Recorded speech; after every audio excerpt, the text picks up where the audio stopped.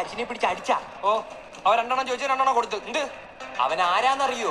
ഡേയ് അവനാരായാലും നമുക്കെന്ത്? നിനക്കൊക്കെ അവന്റെ ചേട്ടൻ ആരാന്നറിയോ? എന്റെ ചേട്ടനാരാ? സിനിമ ആണല്ല. അതൊക്കെ പോട്ട് അവന്റെ ചേട്ടന്റെ കൂട്ടുകാരനാരാന്നറിയോ?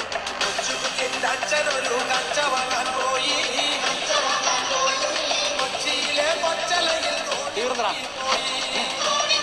നീയൊക്കെ തീർന്നു.